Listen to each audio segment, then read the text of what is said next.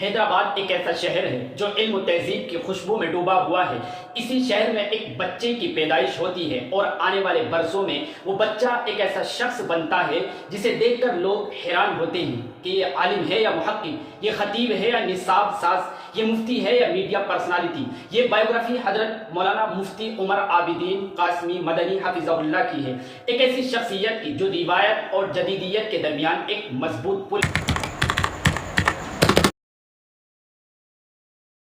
13 اکتوبر 1981 عیسوی یہ تاریخ صرف ایک پیدائش کی تاریخ نہیں ہے بلکہ ایک ایسے سفر کی شروعات ہے جس نے ہزاروں اسٹوڈنٹس، ٹیچرز اور سننے والوں کو متاثر کیا ہے۔ ان کے والد کون ہیں؟ وہی شخصیت جو فقہ و فتاوی کی دنیا میں فقیہ العصر کے نام سے جانی جاتی ہے، یعنی حضرت مولانا خالد سیف اللہ رحمانی صاحب حفظہ اللہ۔ یعنی یہ کہنا غلط نہ ہوگا کہ عمر عابدین صاحب کی پہلی درسگاہ ان کا اپنا گھر تھا، جہاں کتابیں، مباحثے، علماء کی مجلسیں اور علمی ماحول ان کی پرورش کا حصہ تھے۔ مدارس کے اسٹوڈنٹس کی ایک عام سی کہانی یہ ہوتی ہے کہ شروع مدرسے سے اور ختم بھی مدرسے پر، لیکن عمر عابدین کی کہانی اس روایت کو توڑتی ہے۔ 1999 عیسوی دارالعلوم سبیل السلام حیدرآباد سے عالمیت کورس کمپلیٹ کیا۔ سن 2000 عیسوی میں دارالعلوم دیوبند سے فضیلت کی سند حاصل کی۔ یہاں تک ان کا سفر بالکل روایتی تھا، لیکن پھر انہوں نے فیصلہ کیا کہ ایک روایتی عالم بن کر نہیں رہنا۔ سن 2002 میں المعہد العالی الاسلامی حیدرآباد سے اختصاص فی الفقہ والفتاوی۔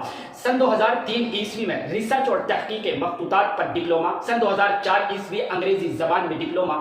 سوچئے ایک عالم جو فتویٰ نویسی کی تربیت لے رہا ہے، ساتھ ہی مخطوطات پر ریسرچ بھی کر رہا ہے اور انگریزی زبان پر بھی مہارت حاصل کر رہا ہے، یہ امتزاج کتنا الگ ہے۔ یہیں پر وہ روایت اور جدیدیت کے درمیان پل بننے لگے۔ سن 2004 عیسوی مولانا آزاد نیشنل اردو یونیورسٹی سے ہسٹری اور سماجیات میں بی اے۔ سن 2006 میں عثمانیہ یونیورسٹی سے ایم اے اردو ادب۔ سن 2010 جامعہ اسلامیہ مدینہ منورہ سے بی اے حدیث شریف۔ سن 2015 مانو سے ایم اے اسلامیات اور اب مانو سے ہی پی ایچ ڈی کی ڈگری حاصل کر رہے ہیں۔ یہ تعلیمی سفر ہمیں بتاتا ہے کہ وہ نہ صرف دینی علوم کے ماہر ہیں بلکہ سماجیات، ادب اور تحقیق اور عصری مسائل پر بھی گہری نظر رکھتے ہیں۔ آپ کو بتلا دیں کہ سن 2010 سے سن 2016 تک 6 سالوں کے درمیان انہوں نے المعہد العالی الاسلامی حیدرآباد میں ایز اے ٹیچر کام کیا ہے۔ یہاں پر وہ صرف ٹیچر نہیں تھے بلکہ ایک مینٹر کی حیثیت رکھتے تھے۔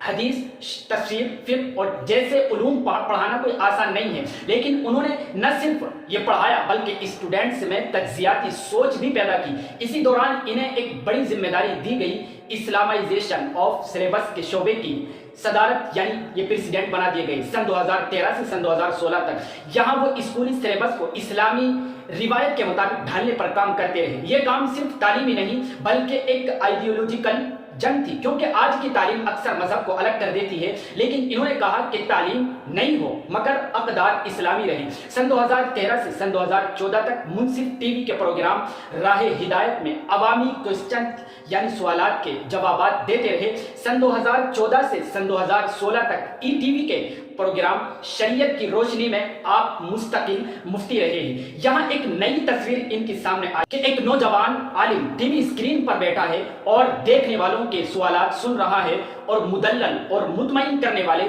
جوابات بھی دے رہا ہے۔ یہ صرف فتویٰ نہیں دیتے تھے بلکہ عوامی اعتماد کی بحالی بھی کرتے تھے، کیونکہ میڈیا کے دور میں جب لوگ سوشل میڈیا سے الجھے ہوئے جوابات لیتے ہیں، وہاں ایک عالم کا براہ راست رہنمائی دینا بڑی اہمیت رکھتا ہے۔ یہ سفر صرف حیدرآباد یا انڈیا تک نہیں رہا ان کا، بلکہ یہ سعودی عرب، قطر، ترکی، امریکہ، جنوبی افریقہ، فرانس، ملیشیا، موریشس، زامبیا جیسی کنٹریز میں بھی سیمینارز اور ورک شاپ میں شامل ہو چکے ہیں۔ ایک لمحے کو سوچئے، ایک ہی شخص کبھی حیدرآباد کے کلاس روم میں بیٹھا رہا اور کبھی ترکی یا قطر کے بین الاقوامی سیمینارز میں اپنے آرٹیکل اور مقالے پیش کر رہا ہے۔ یہی وہ چیز ہے جو ان کی یعنی حضرت مولانا عمر عابدین صاحب کی شخصیت کو ٹرولی گلوبل بناتی ہے۔ آپ کو ساتھ ہی ساتھ بتلاتے چلیں ان کے عہدے اور ان کی ذمہ داریاں۔